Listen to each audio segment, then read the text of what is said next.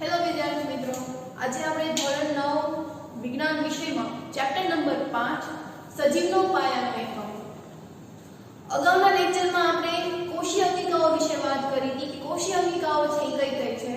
તો જેવી રીતે આપણા શરીરમાં વિવિધ અંગો આવેલા હોય છે, એવી જ રીતે કોષમાં પણ વિવિધ કાર્ય કરવા માટે જે અંગિકાઓ આવેલી હોય છે એને આપણે કોષીય અંગિકાઓ છે કહીએ છીએ.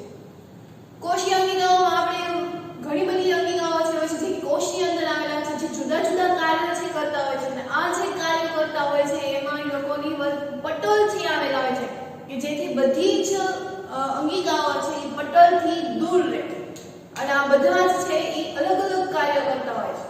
એટલે એના જે કોષો હોય છે એ પણ અલગ અલગ હોય છે, એના કોષો પણ જટિલ છે એ હોય છે. બરાબર, આપણે શરીર વિશે વાત કરી હતી કે શરીરમાં વિવિધ અંગો હોય છે, તેવી જ રીતે કોષમાં વિવિધ અંગિકાઓ હોય છે, એના માટે આપણે કોષીય અંગિકાઓ છે કહીએ છીએ. એમાં આપણે સૌપ્રથમ અંતઃકોષરસ જાળ વિશે છે જોઈશું. તો ફટાફટ આપણે રિવિઝન કરી નાખીએ કે અંતઃકોષરસ જાળ છે ઈ નલિકામય, પુટ્ટિકાઓ કે ગોળાકારીય છે એની રચના હોય છે. પુટ્ટિકા એટલે કે ફુગા છે, કોથળી જેવી રચના હોય.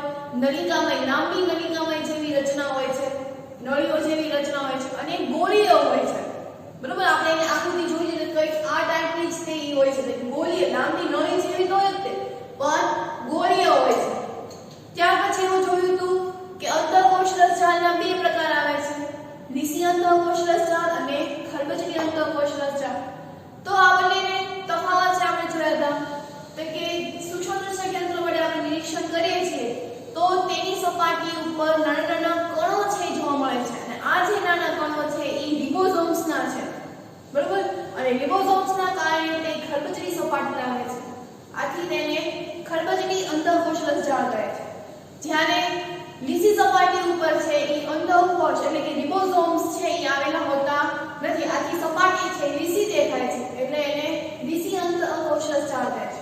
જે ખરબચડી અંતઃકોષરસ જાળ છે કે જેના ઉપર રિબોસોમ્સ આવેલા હોય છે, તો આ રિબોસોમ્સને કારણે એમાં પ્રોટીનનું સંશ્લેષણ થાય છે.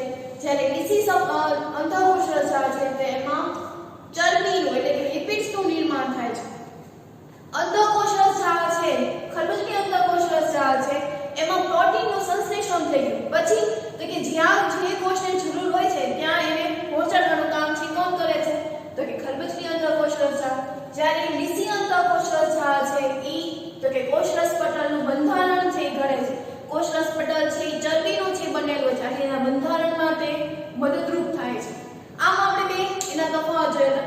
આ ઉપરાંત બીજા અન્ય કેટલાક પ્રોટીન અને લિપિડ્સ છે ઈ અમુક સમયે ઈ ઉત્સેચકો કે અંતઃસ્રાવો તરીકે છે વર્તે છે. આપણે એક ઉદાહરણમાં સમજીએ કે જ્યારે આપણે ખોરાક છે એ ખાઈએ છીએ તો ત્યારે એ ખોરાક જઠરમાં જાય છે, ત્યારે જઠરમાં પણ અમુક ઉત્સેચકો છે ઈ ભરે છે કે જેનાથી ઈ વલોવાય. જે રીતે આપણે ગ્રાઇન્ડર છે એમાં થોડું પાણી નાખવું પડે છે કે જેથી પછી ઈ લોકો વલોવી શકે છે, એવી રીતે જઠરમાં પણ અમુક દ્રવ્યો છે ઉત્સેચકો છે મિશ્ર થાય એટલે પોચો બને. પોચો તો ઓલરેડી બની જ ગયો હોય કે જ્યારે આપણે મોઢામાં નાખ્યો હોય છે ત્યારે લાલ રંગથી મારા ખોરાક છે પોચો બને છે.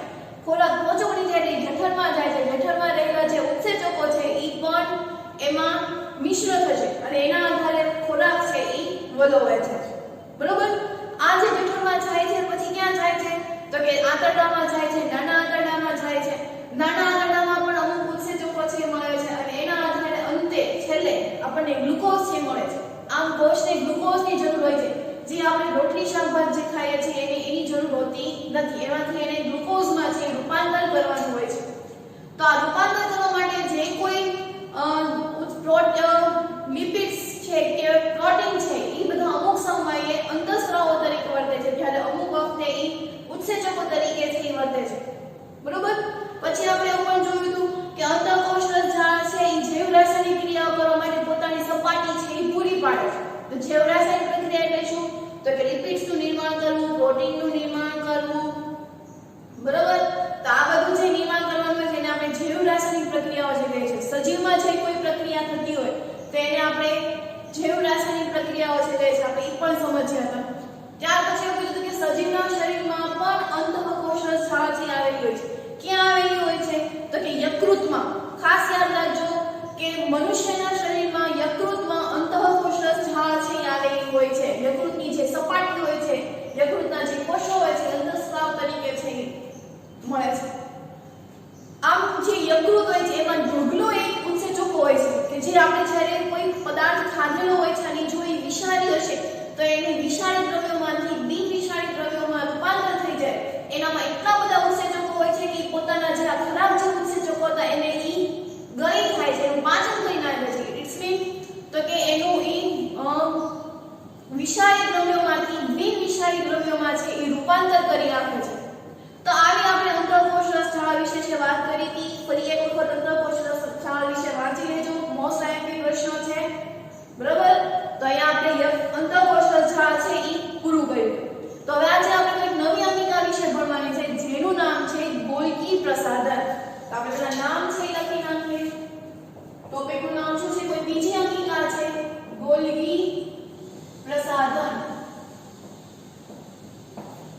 તો પહેલા આપણે આના વિશે વાત કરીએ કે અહીંયા કોઈ એક આકૃતિ તમને જોવા મળે છે જે ગોલ્ગી પ્રસાધન છે. આપણને ખબર છે કે કોઈ કોષ હોય છે તેમાં કોષ કેન્દ્રની નજીક જે અંતઃકોષ રસજાળ છે આવેલી છે.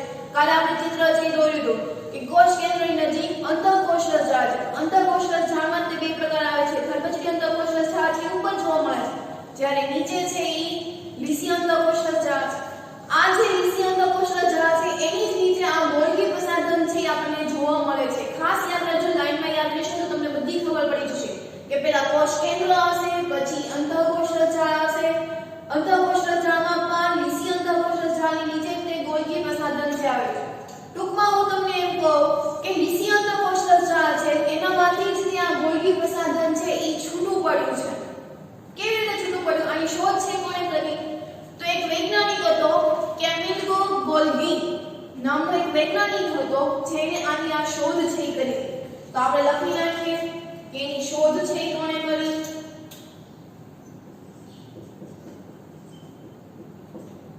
કોણે કરી હતી? તો કે કેમિલો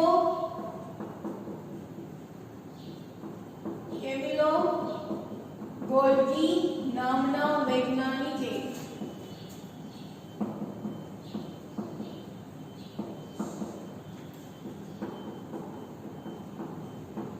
ગોલ્ગી પ્રસાધનનું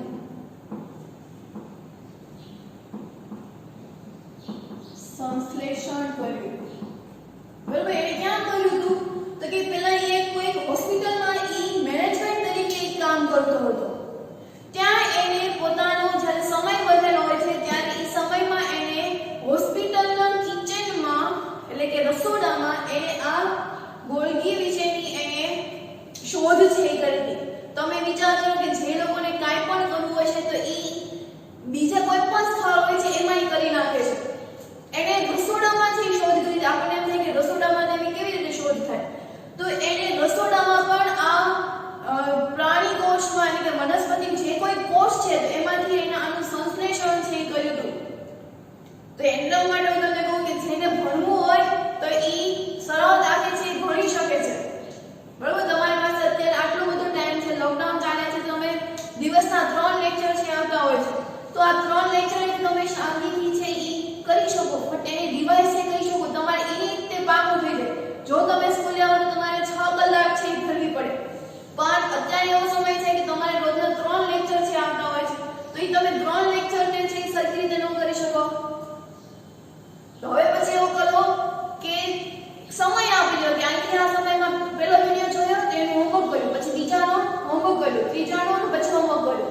એમ દિવસ હોય છે તો એમાં સવાર બપોર સાંજમાં તમારે 3 વિડિયો છે સરળતાથી જોઈ શકાય, યાદ પણ રહી જાય અને એનું હોમવર્ક પણ થઈ જાય.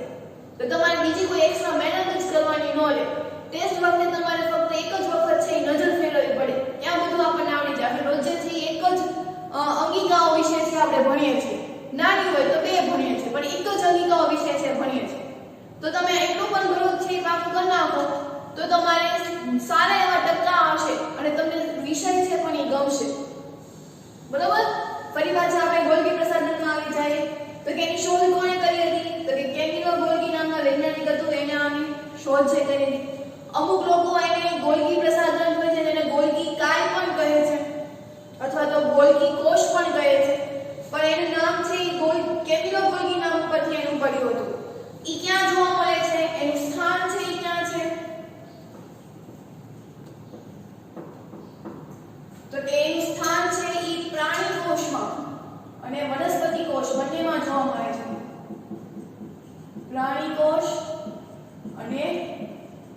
વનસ્પતિ કોષમાં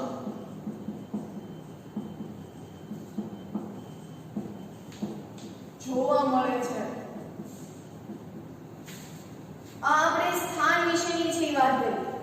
આ જે ગોલ્ગી છે એ પટલ દ્વારા એ આવૃત થયેલી હોય છે। એની રચના છે કેવી હોય છે તો કે પટલીય જે પટલ હોય છે તે એના દ્વારા એનું આવૃત છે થયેલી હોય છે। તેની રચના આપણે લખીએ।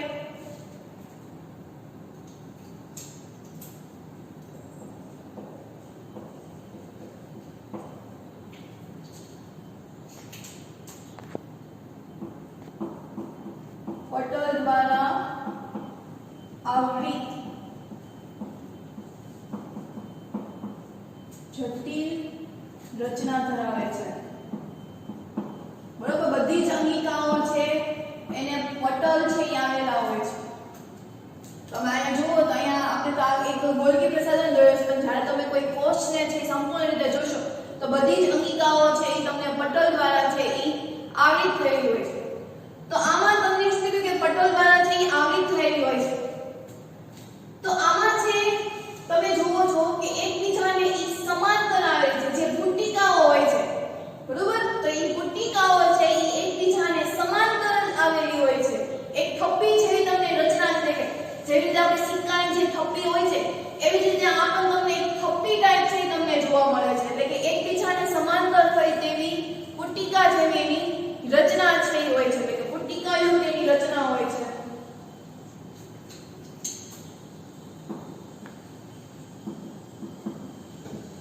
એકબીજાને સમાંતર હોય, એકબીજાને સમાંતર હોય તેવી થપ્પીઓ જેવી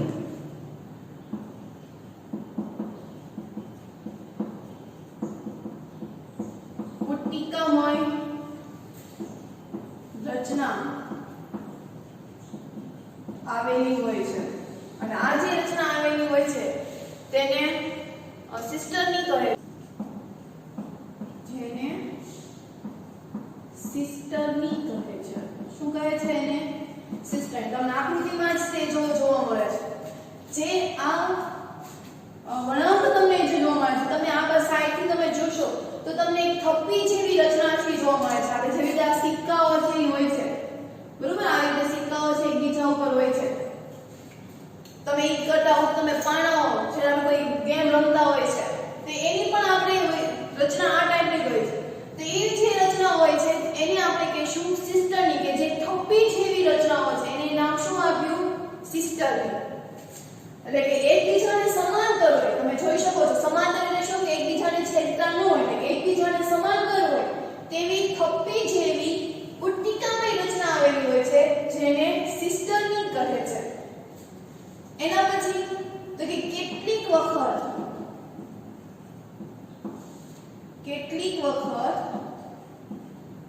તે અંતઃકોષનો સ્ત્રાવ સાથે જોડાયેલું હોય છે। તે કેટલીક વખત તે અંતઃકોષરસ સાથે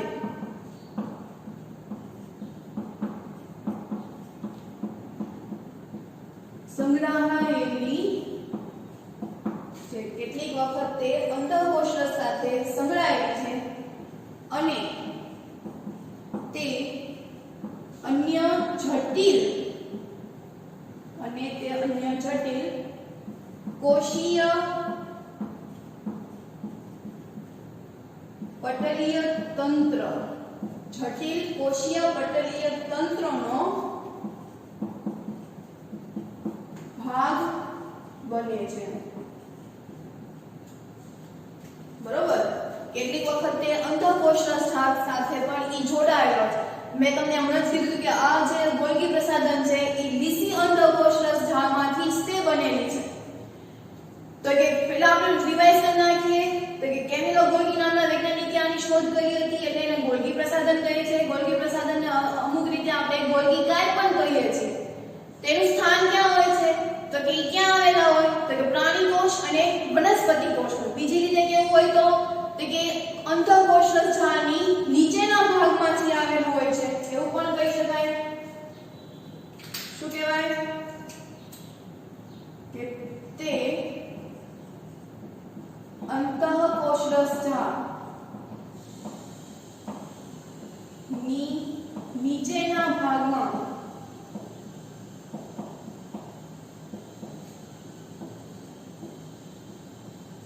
જોવા મળે છે.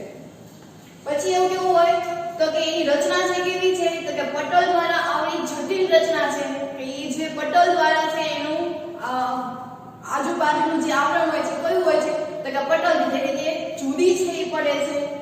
એકબીજાને સમાંતર હોય તેવી થપ્પી જેવી રચનાઓ આવેલી હોય છે જેને સિસ્ટર્ની કહે છે. પુટ્ટિકાઓ કોને કહેવાય છે તો કે આ જે ગોળ આપણે વાત કરી હતી અંતઃકોષરસ ઝાડમાં તે પુટ્ટિકા એટલે એક ફુગા જેવી રચના હશે, કોથળી જેવી રચના હશે તેને આપણે પુટ્ટિકા છે એ કહેશું. કેટલીક વખત તે અંતઃકોષરસ સાથે સંકળાયેલી છે અને તે અન્ય કોષીય પટલ તંત્રનો ભાગ છે એ પણ બને છે. બરોબર, તો આપણે આ એની રચના વિશે વાત છે કરી. તો હવે પછી એવો પ્રશ્ન થાય તો કે કાર્ય શું કરે છે તો કે જ્યારે અંતઃકોષરસ દ્વારા એ પ્રોટીનનું સંશ્લેષણ થયું હોય તો એને પેકેજિંગ કરવાનું કામ છે એ આ ગોલ્ગી પ્રસાધન છે એ કરે છે. તો પહેલા આપણે એના કાર્ય વિશે લખી નાખીએ પછી આપણે એના સમજીએ.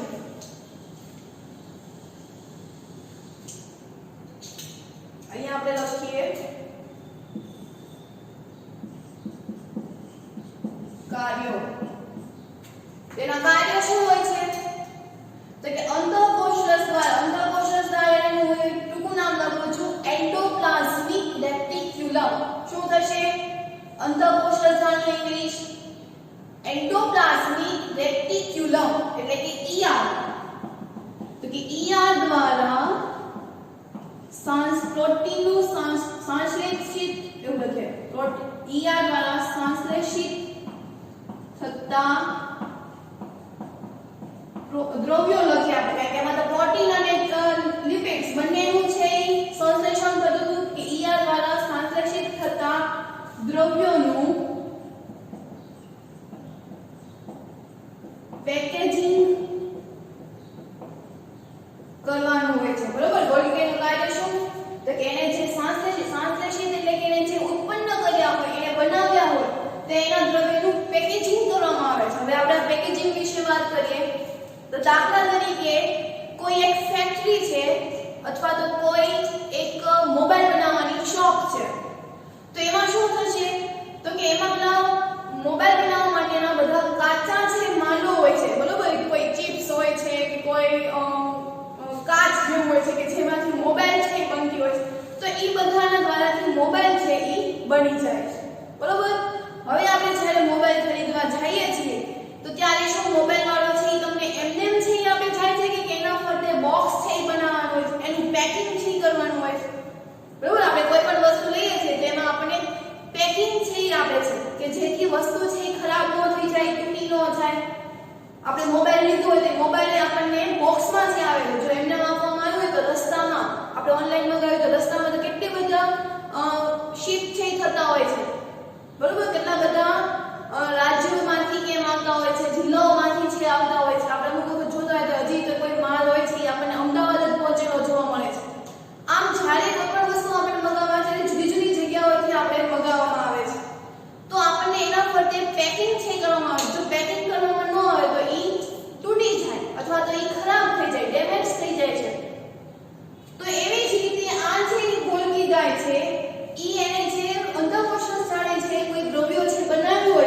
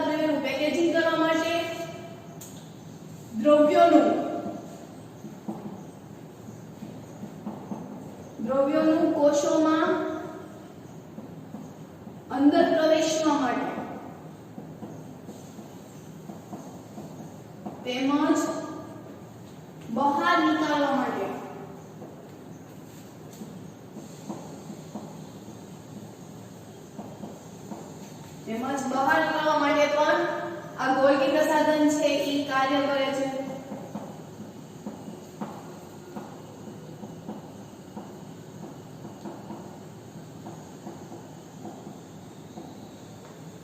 બરોબર. એના પછી આપણે વાત કરીએ તો કે પુટ્ટિકાઓમાં સંગ્રહ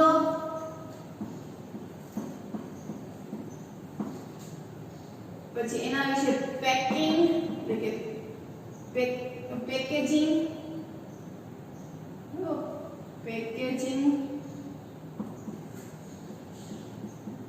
પુટ્ટિકાઓમાં સંગ્રહ, પેકેજિંગ અને રૂપાંતર છે થતું હોય છે. આ પુટ્ટિકાઓ છે ક્યાં આવેલી હોય છે તો કે ગોલ્ગી પ્રસાધનમાં. એના પછી આપણે વાત કરીએ તો કેટલીક સરળ શર્કરાઓનું વિશાળ શર્કરા છે એમાં એને રૂપાંતર એટલે જટિલ શર્કરામાં રૂપાંતર કરવાનું કામ છે એ કરે છે. આપણે એના વિશે પાછું લખીએ કેટલીક સરળ શર્કરાઓનું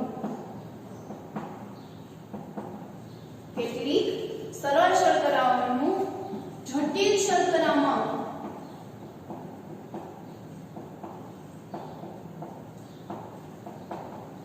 રૂપાંતર કરવાનું કાર્ય પણ કરે છે.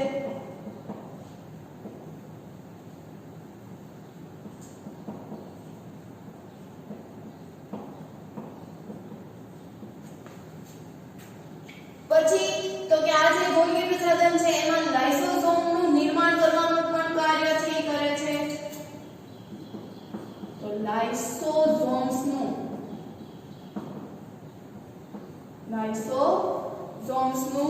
નિર્માણ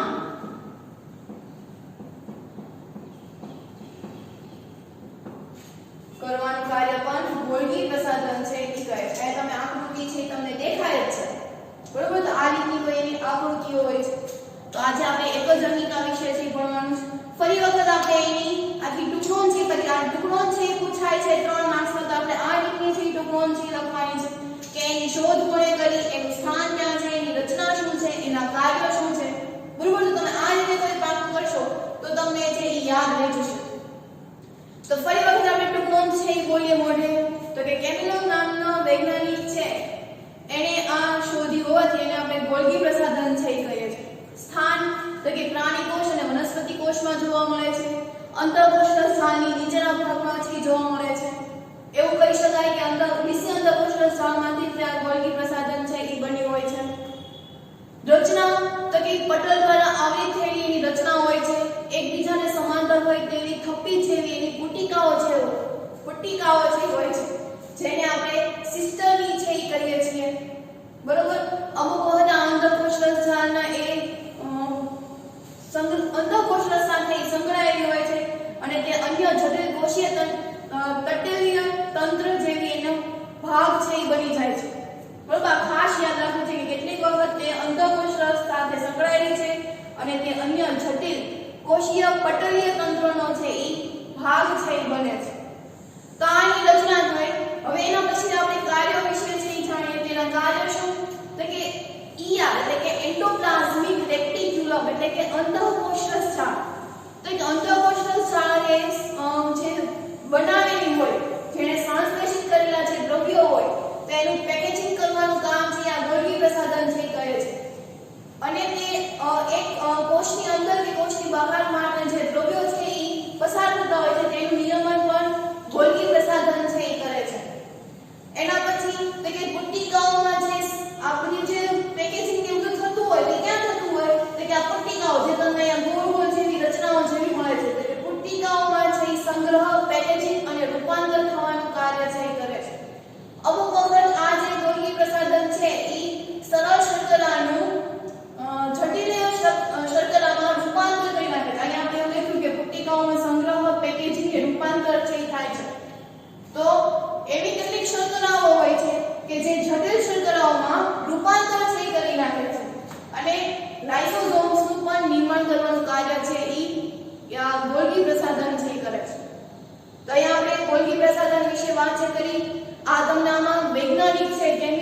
અભિનામનો તેના વિશેની જે માહિતી છે વિશાળમાં એ તમને ટેક્સ્ટ બુકમાંથી આપેલી છે, તો જરૂર એક વખત વાંચવી કે જેમાંથી આપણને ઘણું બધું શીખવા જે મળે છે.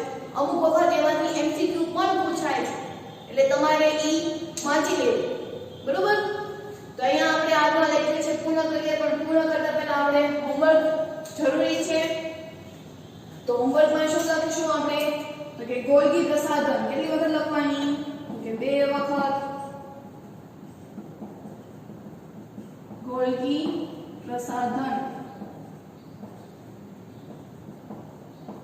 ટૂંક નોંધ લખો. કેટલી વખત? તો કે 2 વાર. બરોબર? આ બધા જે પોઈન્ટ્સ લખેલા છે તો તમારે એવું લાગે તો તમારા પોઈન્ટ્સ ને છે ને એ તમારી ફેર બુકમાં છે અથવા તો તમારી કોઈ રીડિંગ બુક હોય એમાં લખી નખાય કે જેથી તમે પરીક્ષામાં વાંચવા જાઓ તો ત્યારે તમારે આટલા જ પોઈન્ટ વાંચવાના. આમાં જ આપણે ખાલી વાક્ય રચના છે ગોઠવવાની હોય છે, બાકી આ જ પ્રમાણે તમને ટેક્સ્ટ બુકમાં છે આપેલું છે. પણ ટેક્સ્ટ બુકમાં ફૂલ વાક્યમાં છે આપેલું હોય છે, જ્યારે બોર્ડ ઉપર આપણે ફૂલ વાક્યમાં દર્શાવતા નથી, એને આપણે પોઈન્ટ વાઇઝ છે દર્શાવતા હોય છે. તો આપણે આ બધા પોઈન્ટ્સ જે હોય છે તો એને આપણે બુકમાં છે ઈ લખી દેવાના કે જેથી આપણે ટેસ્ટમાં કે પરીક્ષામાં વાંચતી વખતે ફક્ત આપણે આટલા પોઈન્ટ જ છે વાંચવા પડે, ડિટેલમાં વાંચવું ન પડે.